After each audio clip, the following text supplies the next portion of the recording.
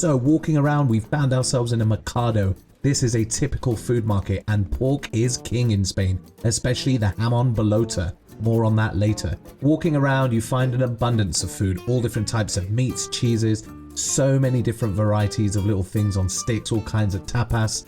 You could spend hours and days here, even dessert for those lovely sweet tooth. But we are going somewhere else because we have a little lunch booked at this beautiful little place called Treze, which I'd heard some great things about being in the Michelin Guide.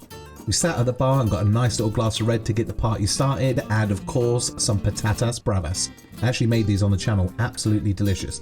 Then these Thai sweetbreads were phenomenal, absolutely phenomenal. And a beautiful chicken cannelloni with saffron, absolutely stunning. And then a beef tartare, not a bad little way to start lunch. Dessert, we thought we'd go for a walk and found this little place doing some cheesecakes. Not too bad at all. Then time for a little walk and a bit of exploring.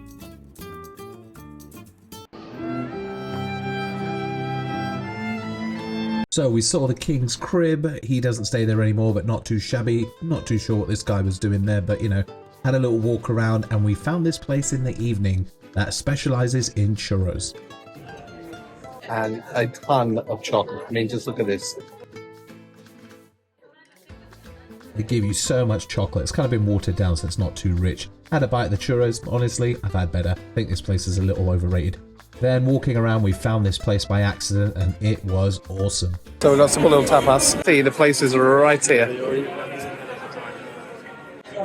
Grab a beer, get some tapas, and get stuck in. Last night was fun indeed. The next day we got on a train which pretty much gets you all around Spain, and our next stop was Barcelona, and straight to the Mercat de la Boqueria, and in particular this place, which is Quim de la Boqueria. Now, if you don't know about this place, getting a seat here is pretty hard, and we lucked out, and this is the best place for breakfast, and it could be only one thing. That's right, the tortilla. These omelets are stuffed, and also get a side of morcilla with some vinegar onions, basically Spanish black pudding. Absolutely phenomenal. Time to get stuck in. You can see trompette de l'amor just stuffed full of mushrooms. After that amazing breakfast, time to walk around the market and just behold at the sights. I mean, look at the variety of mushrooms here. Trompette de l'amor, chanterelles, absolutely phenomenal. And then seafood, lots of gorgeous tartare, amazing shrimp, and enough uni sea urchin to shake your wallet at. I mean, come on, look at that. They'll just open it up for you right there and then. The seafood is in abundance in Spain, especially the famous carabineros prawns, the red prawns. Hope I said that right. Look at the turbot, look at the quality of that gill. Fishmongers there on hand to cut it all up. And if that's not your jam, get some empanadas. Absolute classic. These are great to snack on and take with you wherever you want. And of course, the prized ham is everywhere. The jamón de bellota is unbelievable. I mean, just look at that. Kind of want to lick it, but you know, we're in public. So many different gradings in the ham. It was phenomenal to see. And taste, of course. More on that later. Had a little walk around, decided to do a bit more sightseeing. Came across this figurine shop. Not quite sure whether they were all having a poop, but I think it was something to do with harvest. Plenty souvenirs. Then we found this store that's been open since the 1700s with some pretty famous chefs of Spain doing all kinds of chocolates, and saw this unbelievable pistachio bar, so I thought, rude not to.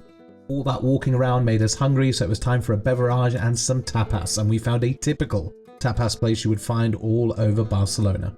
Started with a beer and ordered some pan con tomato, which you see all over Spain. Everyone makes it differently. Some steak and potatoes, and some octopus with potatoes also. Time to get stuck in. So we're going to try some pan con tomato. Classic dish here in Spain. Very nice. A nice olive oil and just a bit of garlic. Look at this. Beautiful pulled pork. Nice bit of octopus. Nice and tender.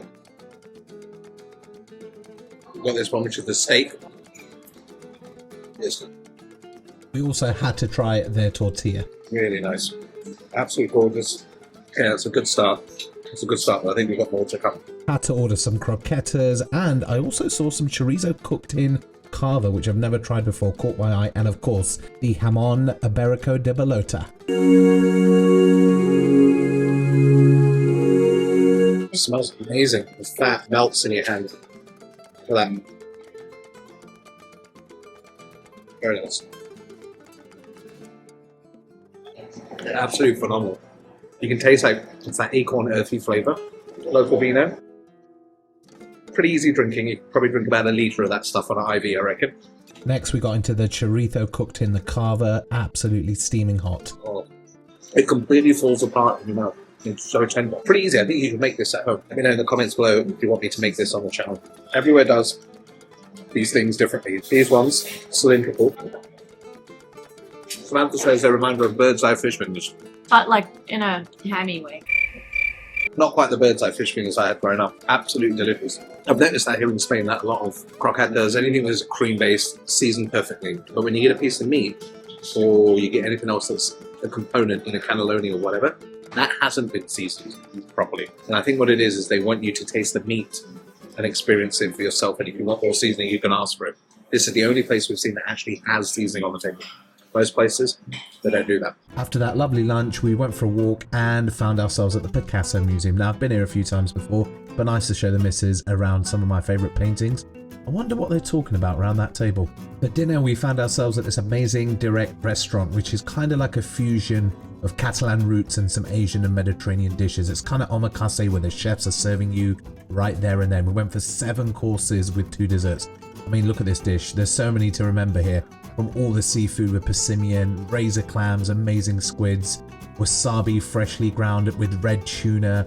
The infusions and flavors were super creative and the flavors were absolutely banging. Would highly recommend this place. Like, these razor clams were phenomenal. Sitting right at the front, you get to see all the skills from the chefs and you can see they've got some pretty serious knife skills as well. That squid was phenomenal. Then we moved on to some more kind of main courses, a little bit bigger. Amazing kind of prawns here with some jalapeno, and then my favorite langoustines. You don't get these as much in Canada, but they're phenomenal, and these were delicious. The barbecue eel dish was phenomenal. The skin was just like glass, so crispy. The amazing thing about this restaurant is you can actually speak to the chefs and nerd out and ask all sorts of questions about technique, how long they cured this for, and everything else. So a bit of a food nirvana for me. Moved on to the desserts. These were banging. Sweet potato fondant miso ice cream, and then a luxurious matcha cheesecake. Look at the texture of that. Then we went for a nice little coffee to round off the meal. This was so cute, these little spoons, and some beautiful petit fours. These were very nice indeed. The next day we got on the train again and went to sunny Valencia, which was by far the sunniest place we went to in the whole of Spain. Went straight down to the beach and it was pretty deserted, so that was kind of nice. Bit too cold to have a full swim, so I thought just, dip the feet in, see how we get on. After all that frolicking in the sun, we thought we'd head into the town centre and we found this amazing food market. This mercato was on another level because they focused on the beautiful Valencian oranges, which they are known for here. I mean, look at these bad boys. You can even get them juiced up in this amazing machine just like this. That is really fresh.